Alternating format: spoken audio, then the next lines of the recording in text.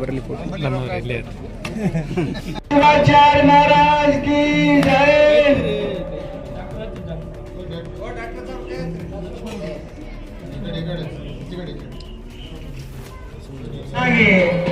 ಈ ಜ್ಯೋತಿ ಬೆಳಗಿಸುವುದರ ಮೂಲಕ ಕಾರ್ಯಕ್ರಮವನ್ನು ಮಾಡಿದಂತ ಎಲ್ಲರಿಗೂ ಕೂಡ ಅನಂತ ಧನ್ಯವಾದಗಳು.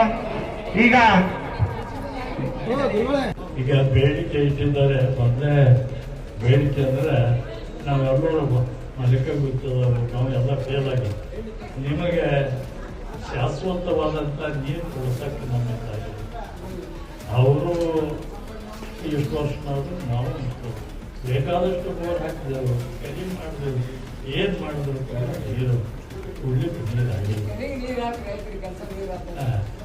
ಅದಕ್ಕೆ ಕೆರೆ ತುಂಬ ಯೋಜನೆ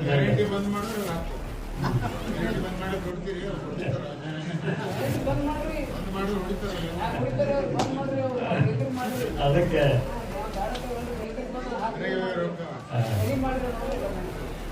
ಅದಕ್ಕಾಗಿ ನಾವು ಪೂಜ್ಯರು ಏನು ಆಜ್ಞೆ ಮಾಡ್ತಾರೋ ಅದಕ್ಕೆ ನಾವು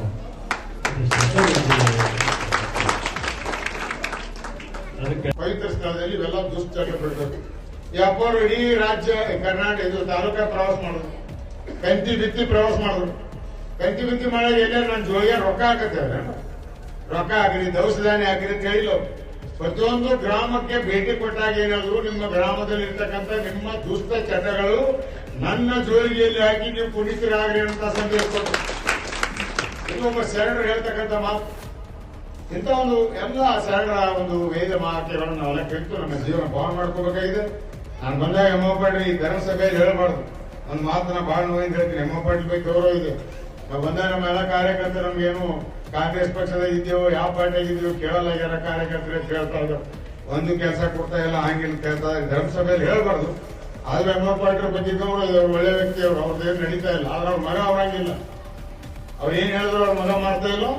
ಒಂದೇ ಪಾರ್ಟಿಯವರಲ್ಲಿ ನಮ್ಮ ವರಿಷ್ಠ ಗಮನ ತರ್ತೀವಿ. ಕಾರ್ಯಕರ್ತರು ಏನ್ ಮೆಜರ್ಮೆಂಟ್ ನಮ್ಗೆ ಗಲಾಟೆ ಮಾಡಿದ್ದೀರಿ ಹಾಸನಪ್ಪ ನೀವೆಲ್ಲರೂ. ಇದ್ರ ಬಗ್ಗೆ ನಾವು ನಮ್ಮ ಕೆಪಿಸಿ ಅಧ್ಯಕ್ಷ DK ಶಿವಕುಮಾರ್, ಮಲ್ಲಿಕಾರ್ಜುನ್ ಖರ್ಗೆ, ಸಿದ್ದರಾಮಯ್ಯ ಜೊತೆ ಮಾತಾಡಿ ನಿಮಗೂ ಕೂಡ ನ್ಯಾಯ ಕೊಡ್ತಕ್ಕಂಥ ವ್ಯವಸ್ಥೆ ಮಾಡ್ತೇವೆ. ಎಮ್ಮ ಪಾಟೀಲ್ ಪಾಪ ನಮ್ಗೆ ಹೇಳಿದ್ದಾರೆ ಹೇಳ್ತಾರೆ.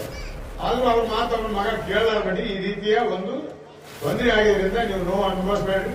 ನಾವು ಜೊತೆಗಿದ್ದೇವೆ. ಪಾರ್ಟಿ ಬಿಡ್ತೀವಿ ಏನೋ ಮಾಡಬೇಡಿ. ಕಾಂಗ್ರೆಸ್ ಪಕ್ಷ ಒಂದು ಸಾಮಾಜಿಕ ಪಕ್ಷ, ಸರ್ವ ಧರ್ಮಗಳ ರಕ್ಷಣೆ ಮಾಡ್ತಕ್ಕಂಥ ಪಕ್ಷ ಇದೆ. ಬಿಜೆಪಿ ಪಕ್ಷ ಬೆಂಕಿ ಹಚ್ಚತಕ್ಕಂಥ ಪಕ್ಷ ಇದೆ. ಆದ್ರೆ ನರೇಂದ್ರ ಮೋದಿ ಬಗ್ಗೆ ಗೌರವ ಇದೆ ನನಗೆ, ಭಾರತೀಯ ಜನತಾ ಪಾರ್ಟಿ ಬಗ್ಗೆ ಗೌರವ ಇಲ್ಲ. ನರೇಂದ್ರ ಮೋದಿ ಬಗ್ಗೆ ಯಾಕೆ ಗೌರವ ಇದೆ ನೋಡಿ, ಇವತ್ತು ನಮ್ಗೆ ಗ್ಯಾಸ್ ಇಲ್ಲ. ನಮ್ಮ ದೇಶದಲ್ಲಿ ಇರಾನ್ ಯುದ್ಧ ನಡೀತಾ ಇದೆ, ಗ್ಯಾಸಿನ ಕೊರತೆ ಇದೆ. ಯಾವ ಹಡಗು ಅಲ್ಲಿಂದ ಬರ್ತಾ ಇಲ್ಲ ಇರಾನದು. ಬರೀ ಒಂದೇ ಒಂದು ಹಡಗು ಬರ್ತದ, ಭಾರತದ ಧ್ವಜ ತಗೊಂಡು ಬರ್ತದ ಅಂದ್ರೆ ಅದು ನರೇಂದ್ರ ಮೋದಿ ಕೊಡುಗೆ ಅನ್ನೋಂತ ಮಾತಾಡೋದು.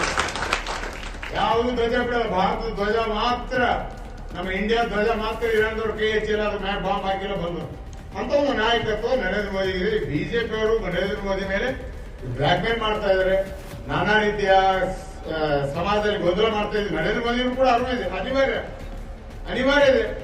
ಇಂಥ ಸಂದರ್ಭದಲ್ಲಿ ಈ ಯಾವ ರೀತಿ ಎಮ್ಮ ಪಾಟೀಲ್ಗೆ ಅನಿವಾರ್ಯ ಇದೆ. ಗ್ಯಾರಂಟಿ ಕೊಡೋದ್ರ ಮುಖಾಂತರ ನಾವು ಸರ್ಕಾರ ಬಂದಿದೆ. ಗ್ಯಾರಂಟಿ ನಿಮ್ ಕೈಲಿ ಬೇಯಿಸ್ಕೋಬೇಕು. ನೀವು ಕಲ್ಯಾಣ ಮಂಟಪ ದುಡ್ಡು ಕೊಡ್ಲಿಲ್ಲ, ನಿಮ್ ಕೈಲಿ ಇವ್ರ ಕೈಲಿ ಬೇಯಿಸ್ಕೋಬೇಕು. ಇಂಥ ಒಂದು ಕಷ್ಟದಲ್ಲಿ ಕೂಡ ಯಾವುದೇ ರೀತಿಯಿಂದ ನಾವು ಏನ್ ಮಾಡ್ಬೇಕು, ಏನೇನ್ ಸುದ್ದಿ ನಮ್ಮ PSI ಕೂಡ ಸಹಾಯ ತಗೊಂಡು ನಿಮ್ ಕಲ್ಯಾಣ ಮಂಟಪ ಮುಗಿಸ್ತೇವೆ. ರಾಜಿ ಮಾಡಬೇಡಿ. 80% ದುಡ್ಡು ನೀವು ಕೊಡ್ಬೇಕು. 80% ದುಡ್ಡು ನೀವು ಕೊಡ್ರಿ. ಎಮ್ಮ ಪಾಟೀಲ್ ನಾವು ಕೊಟ್ಟು 20% ಕೊಟ್ಟು ಕಲ್ಯಾಣ ಮಂಟಪ ಎಮ್ಮ ಪಾಟೀಲ್ ನಾವು ಒಂದೇ ಉದ್ಘಾಟನೆ ಮಾಡ್ತೇವೆ. ಆದ್ರೆ ನೀವೆಲ್ಲ ಬಿಟ್ಟಿಗೆ ಸ್ವಲ್ಪ ಮಾತಾಡೋದು, ಬ್ರ್ಯಾಂಡಿಗಳಿಗೆ ವಿಸ್ಕಿಗಳಿಗೆ ರೊಕ್ಕ ಹಾಕ್ತೀರಿ. ಕಲ್ಯಾಣ ಮಂಟಪ ಕೊಡೋದ್ರೆ ಯಾರು ಕೊಡಲ್ಲ. 5 ರೂಪಾಯಿ ಊರಾಗ 10 ರೂಪಾಯಿ ಆದ್ರೆ ಕಲ್ಯಾಣ ಮಂಟಪ ಆಗ್ತದೆ. ಇದೇ ದೊಡ್ಡ ಕೆಲಸ ಅಲ್ಲ.